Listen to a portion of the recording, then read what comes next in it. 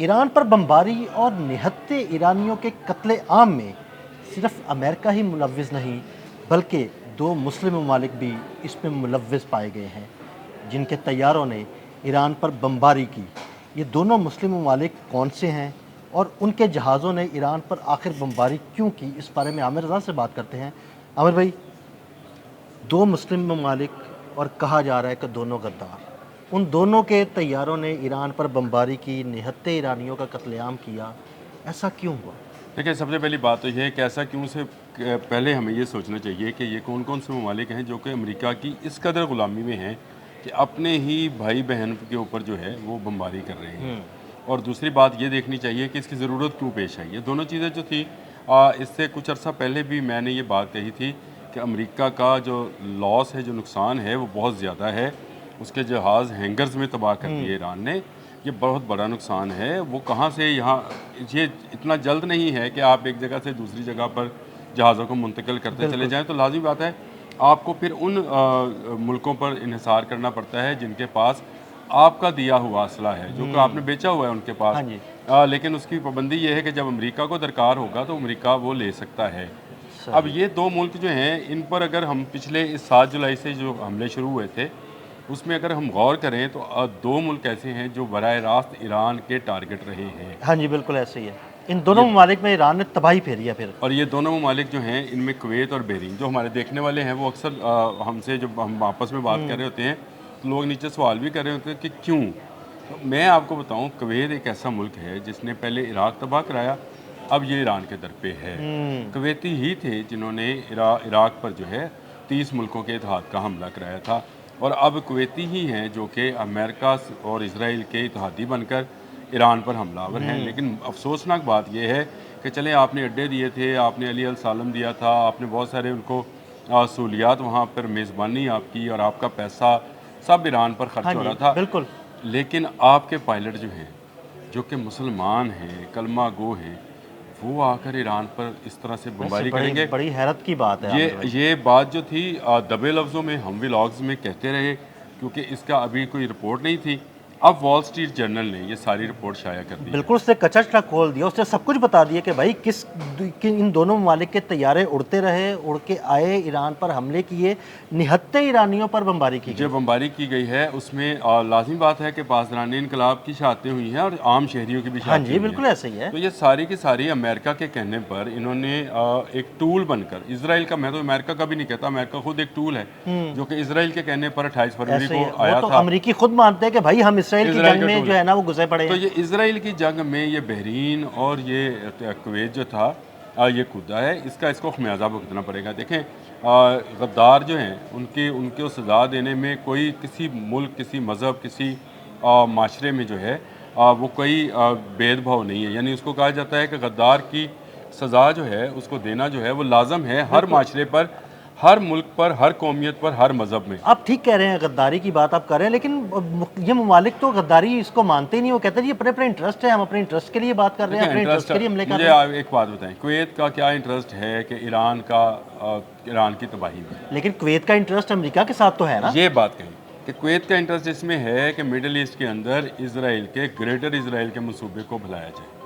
अब ये एक बड़ी अफसोसनाक बात है। ये जो मैं गद्दारी की बात कहता हूँ वो सिर्फ इस तनाज़र में नहीं कहता कि आप ईरान पर हमलावर हुए हैं। दो मुल्कों की आपस में जंग हो सकती है। दो मुल्क किसी भी मज़हब के इतना लंबे अरसे तक बरतानिया और फ्रांस जो हैं आपस में लड़ते रहे। बरतानिया और जर्मनी ईसाईयत मज़हब था उनका, मज़हब की बुनियाद पर नहीं। मैं गद्दारी की बात ये करता हूँ कि आप इसराइल का टूल बनकर ना इस्तेमाल हो। बिल्कुल ठीक आपको है। ये चाहिए था कि अगर आपके ईरान के साथ कोई इख्तलाफात है, सरहदी इख्तलाफात हो सकते हैं, किसी मुल्क के किसी दूसरे मुल्क के साथ हो सकते हैं, आपके किसी दूसरे मुल्क के साथ तेल की तजारत के हवाले से कोई कंपटीशन हो सकता है। कुवैत का तो कुछ लेना देना नहीं है, इतना सा मुल्क है। ना उसकी सरहद मिलती है ईरान के साथ, ना ना उसका कोई उसका तेल का मसला है, क्योंकि वो अपना तेल खुद बेचता देखिए, है। ईरान पर पाबंदी है। इराक के साथ उसका तेल का, इराक के साथ सरहद का मसला था और तेल के कुओं का मसला था, जो असल में मसला था। वो ये था कि इराक ने इल्ज़ाम लगाया था कि कुवैत उनके कुओं से तेल चोरी करता है, जिस पर अमेरिका और इसराइल उसको बचाने के लिए 30 मुल्कों का इत्तेहाद लेकर आए थे। आज एक कुवैत जो है और बहरीन जो है, ये बिल्कुल एक टूल बने हुए हैं। इसलिए मैंने जितने अपने व्लॉग किए, मैंने आपको बताया था कि जो 5th फ्लीट है ये अमेरिका का इस रीजन के अंदर सबसे बड़ा समुद्री जिसको कहते हैं अड्डा है, वो बहरीन है। और बहरीन के अंदर से बहरीनी फ़ज़ाइया के जहाज़ उड़ के ईरान पर हमलावर होंगे। आप ज़रा तसव्वुर करें ना कि एक इस्लामी मुल्क दूसरे इस्लामी मुल्क पर हमलावर है, किसके कहने पर? इसराइल के कहने पर। क्योंकि ये सारी जंग ही 28 फरवरी से पहले आप देखें तो इसराइल के लिए लड़ी जा रही है। पहला हमला इसराइल ने किया है और इसके बावजूद ये मुल्क जो हैं ये ईरान पर हमलावर होने से पहले इन्होंने सोचा नहीं कि वो किन पर हमलावर हो रहे हैं। क्या ईरान ने इन पर हमला किया था और क्या ईरान इन पर हमलावर है? ये मैं आपको एक बात बताऊँ, वॉल स्ट्रीट जर्नल की ये स्टोरी जो है, ये तो फिर ईरान को एक और मौका मिलेगा। वो जो अब कहता है कि मैं सिर्फ अमरीकी अड्डों पर हमलावर हूँ, वो तो फिर इनके फौजी अड्डों पर भी हमलावर की जो है वो आप साफ उसको क्या नाम है वो इजाज़त दे रहे हैं कि वो। लेकिन आमिर भाई मेरा सवाल ये है कि हो सकता है ये स्टोरी प्लांटेड हो मुस्लिम ममालिक को एक दूसरे के सामने लाने के लिए। देखिए, पहली बात तो ये है कि ये प्लांटेड स्टोरी मैं नहीं मानता हूँ। उसकी बुनियादी वजह यह है कि क्या इन मुल्कों ने अड्डे नहीं दे रखे? नहीं, ठीक है, अड्डे दे रखे हैं, लेकिन ज़रूरी नहीं है कि उनके पायलट्स उड़े हों, उनके जहाज उड़े हों। आप इनको अड्डे दे रखे हैं तो आपने उनको सहूलियात भी दे रखी हैं। और दूसरा, मैंने आपको शुरू में बताया कि अमेरिका जिसको असला देता है वो कहता है कि जब मेरी ज़रूरत होगी। आप इसका सिर्फ एक ज़रूरत देख लें, अमेरिका ने जनूबी कोरिया से कहा था कि मुझे पेट्रियट चाहिए, इस वक्त मुझे ज़रूरत है। हाँ, वो ले गया अपना पेट्रियट ना, वो अपने पेट्रियट वहाँ से ले गया, हालांकि उसके पास थे। ये तो यूक्रेन से भी लेने को तैयार हो गए थे क्योंकि इनके पेट्रियट की बैटरीज ख़त्म हो गई थी।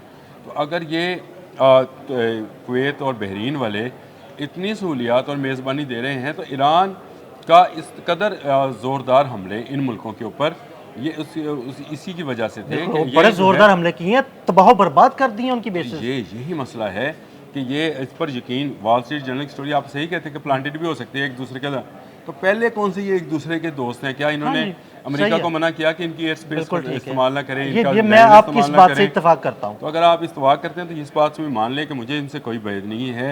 अगर ये इराक पर हमलावर होने वाले भी 30 मुल्कों के अंदर इस्लामी ममालिक भी शामिल थे, तो अब भी ईरान के ऊपर हमलावर होने वालों में कुछ इस्लामी ममालिक के लोग शामिल हैं, इनके इंटरेस्ट शामिल हैं। ये चाहते ये हैं कि ईरान जो है ये तबाह हो और ग्रेटर इसराइल जो है वो बने और ये इनकी ऐशियाँ जो हैं इसी तरह से चलती रहें। ये होना तो नहीं है। चलें, अल्लाह पाक जो है वो ये कोई तदबीर करते हैं, अल्लाह पाक की अपनी तदबीरें हैं और अल्लाह पाक ने कुरान पाक में फरमाया कि मेरी तदबीरें ज़्यादा अहम हैं।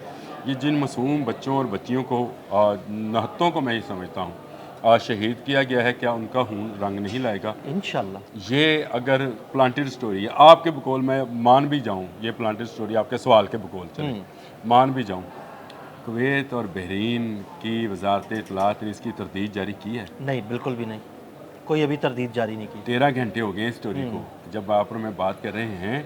अगले लम्हे ये कहते हैं कि हमने भाई ज़रूर अड्डे हैं यहाँ पर। और ये दरअसल मेरा ये सवाल करने का मकसद ये था कि हमारे नाजरीन के ज़हनों में बहुत से ऐसे सवाल होते हैं जो चाहते हैं कि इन सवालात के जवाब मिल सके। तो इसीलिए मैंने ये सवाल किया ताकि हमारे नाजरीन को पता लग सके कि क्या आया ये प्लांटेड स्टोरी हो सकती है कि नहीं। अभी तक ना बहरीन ना कुवैत उनकी तरदीद नहीं आई, तो इसका मतलब ये है कि वॉल स्ट्रीट जर्नल की स्टोरी जो है ये अपनी जगह पर मौजूद है। अगर ये झूठी स्टोरी होती तो आज कुवैत और बहरीन को आलमी अदालत इंसाफ में चले जाना चाहिए कि ये जी हमारे ख़िलाफ़ एक स्टोरी दी गई है, हमने तो ईरान पर हमला नहीं किया, हमारे हाथ खड़े हैं, कह दें। बिल्कुल, आप ठीक है। तो इसका मतलब ये है कि ये हमलावर हुए और इन्होंने ईरान के मैं समझता हूँ कि उनके पासदारान इनकलाब किसी पर हमलावर नहीं है तो अपने मुल्क के अंदर है, उनको शहीद किया है। और अगर आम आवाम है तो वो मासूम हैं, उनको शहीद किया गया है। ईरान पर ये सब ममालिक मिलकर हमलावर हैं, ईरान किसी पर हमलावर नहीं है, वो अपने दिफा की जंग लड़ रहा है। और मैं आपको बताऊं, जो दिफा की जंग लड़ते हैं उनको अल्लाह तक की तरफ से भी मदद मिलती है। बहुत शुक्रिया आमिर भाई। आमिर भाई ने बड़ी तफसील के साथ इस सारे मामले पर रोशनी डाली। मज़ीद अपडेट्स के लिए मैं फॉलो करते रहें। अदील अहमद और आमिर रज़ा को इजाज़त दीजिएगा। अल्लाह हाफ़िज़।